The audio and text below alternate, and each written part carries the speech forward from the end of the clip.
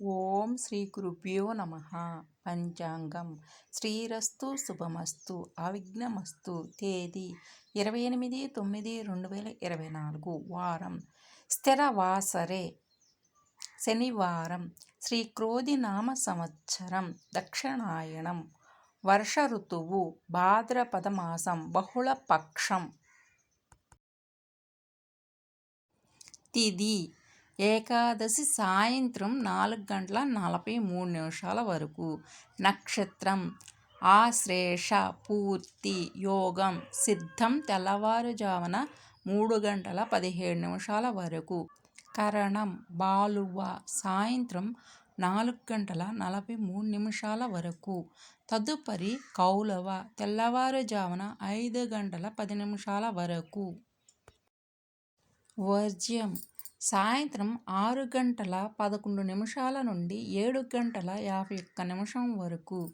దుర్ముహూర్తం ఉదయం 5:52 నుండి 7:28 వరకు.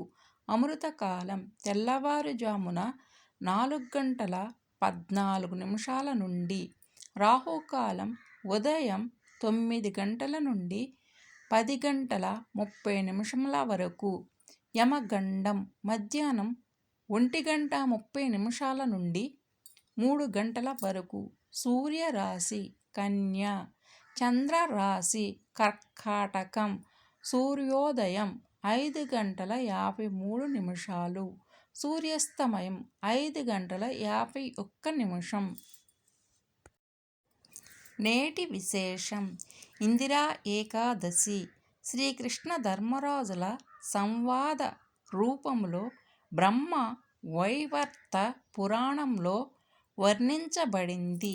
ఒకసారి ధర్మరాజు దేవదేవునితో, ఓ కృష్ణ మధుసూదనా, భాద్రపద కృష్ణపక్షంలో వచ్చే ఏకాదశి పేరేమిటి?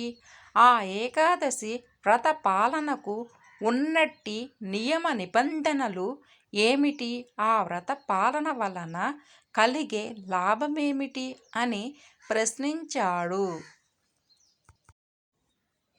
ధర్మరాజు అడిగిన ప్రశ్నలకు శ్రీకృష్ణుడు ఈ విధంగా సమాధానమిచ్చాడు. ఈ ఏకాదశి పేరు ఇందిర ఏకాదశి. దీనిని పాటించడము ద్వారా మనుజుడు తన పితృదేవతలను ఉద్ధరించగలుగుతాడు. అంతేకాకుండా అతని సమస్త పాపాలు నశిస్తాయి. రాజా, సత్యయుగంలో ఇంద్రసేనుడనే రాజు ఉండేవాడు. తన శత్రువులను అణచడంలో నేర్పరి అయిన ఆ రాజు మహిష్పతిపురాన్ని చక్కగా పాలించేవాడు. పుత్ర పౌత్రులతో గూడి అతడు ఎంతో సుఖంగా జీవించాడు. అతడు సర్వదా విష్ణు భక్తిరతుడై ఉండేవాడు. ఆధ్యాత్మిక జ్ఞానంలో నిరంతరము లగ్నమై ఉండేడి భక్తుడైన కారణంగా ఆ రాజు ముక్తి నొసంగెడి గోవిందుని నామస్మరణలోనే తన కాలాన్ని గడిపేవాడు. ఒకనాడు ఆ రాజు తన రాజ్య సింహాసనంపై కూర్చొని ఉన్న సమయంలో అకస్మాత్తుగా నారదముని ఆకాశం నుండి ప్రత్యక్షమయ్యాడు. నారదమునిని చూడగానే ఆ రాజు లేచి నిలబడి చేతులు జోడించి వినమ్రంగా వందనము కావించాడు. తరువాత షోడశోపచార పూజ కావించి మునిని సుఖాసీనము కావింపచేశాడు. అప్పుడు నారదుడు ఇంద్రసేనునితో, రాజా, నీ రాజ్యములో సుఖ సమృద్ధులతో ఉన్నారా? నీ మనసు ధర్మ పాలనలో లగ్నమై ఉన్నదా? నీవు విష్ణు భక్తిలో నెలకొని ఉన్నావా అని ప్రశ్నించాడు. దానికి ప్రత్యుత్తరంగా ఇంద్రసేనుడు నారదునితో, ఓ మునివర్యా, మీ దయ వలన అంతా బాగానే ఉన్నది, మంగళమయంగానే ఉన్నది. నేడు మీ దర్శనంతో నా జన్మ ధన్యమైంది. నాకు యజ్ఞఫలం లభించింది. ఏ దేవరిషి మీ రాకకు కారణం ఏమిటో చెప్పవలసినది అని అన్నాడు. రాజు మాటలను వినిన తరువాత నారదుడు అతనితో ఇలా అన్నాడు. ఓ రాజశార్దూలమా, నాకు కనిపించిన ఒక అద్భుతమైన సంఘటనను చెబుతాను విను. ఓ రాజేంద్ర, నన్ను ఒకసారి బ్రహ్మలోకం నుండి యమరాజు నన్ను ఆహ్వానించి చక్కగా అర్చించాడు. నేను కూడా అతనిని స్తుతించాను. అక్కడ యమలోకంలో మహాపుణ్యభాగ్యుడైన నీ తండ్రిని నేను చూశాను. వ్రతోల్లంఘన ఫలితంగా నీ తండ్రి అక్కడకు వెళ్ళవలసి వచ్చింది. రాజా, అతడు ఒక సందేశాన్ని నాకు ఇచ్చి దానిని నీకు తెలపమని అర్థించాడు. అతడు నాతో ఇలా అన్నాడు. మహిష్పతి పురాధీసుడైన ఇంద్రసేనుడు నా పుత్రుడు. పూర్వజన్మలో చేసిన కొన్ని పాపాల వలన నేనిప్పుడు యమ సదనంలో ఉన్నాను. కనుక నా పుత్రుడు ఇందిర ఏకాదశి వ్రతాన్ని పాటించి ఆ పుణ్యఫలాన్ని నాకు ఇవ్వాలి. అప్పుడు నేను ఈ స్థితి నుండి బయటపడగలను. కనుక ఓ రాజా, నీ తండ్రిని ఆధ్యాత్మిక లోకానికి పంపడానికై నీవు ఇందిర ఏకాదశి వ్రతాన్ని చేపట్టు అని నారదుడు తాను తెచ్చిన సందేశాన్ని చెప్పాడు. కవితా ఆంధ్ర అమ్మాయి లైక్ చేసి, షేర్ చేసి, సబ్స్క్రైబ్ చెయ్యండి. అప్పుడు ఇంద్రసేనుడు ఇంద్ర ఏకాదశి వ్రతాన్ని చేసే పద్ధతిని గురించి తెలుపమని నారదుని అర్థించాడు.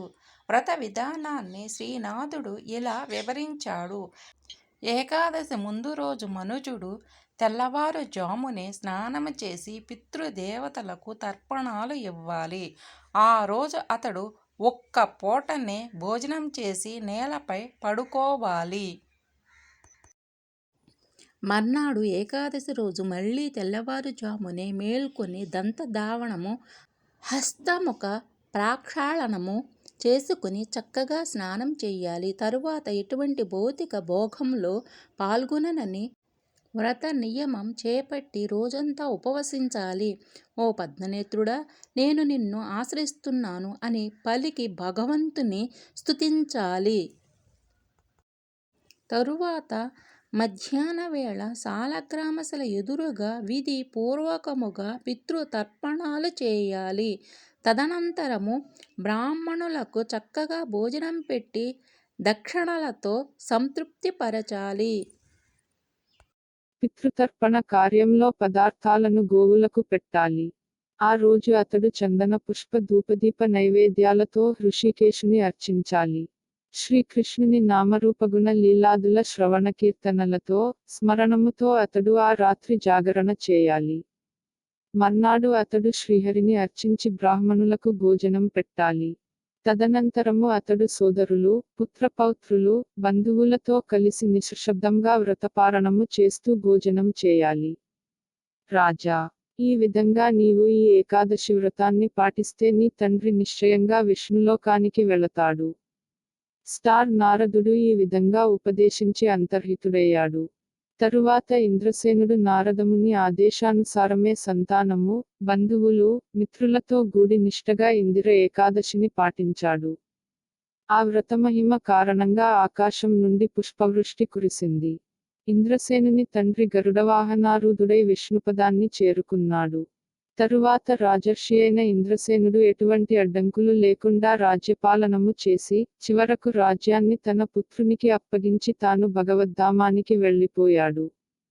ఇందిర ఏకాదశి మహిమే ఇటువంటిది. ఈ ఇందిర ఏకాదశి మహిమను చదివేవాడు, వినేవాడు సమస్త పాపముక్తుడై చివరకు విష్ణుపదాన్ని చేరుకుంటాడు. శుభమస్తు.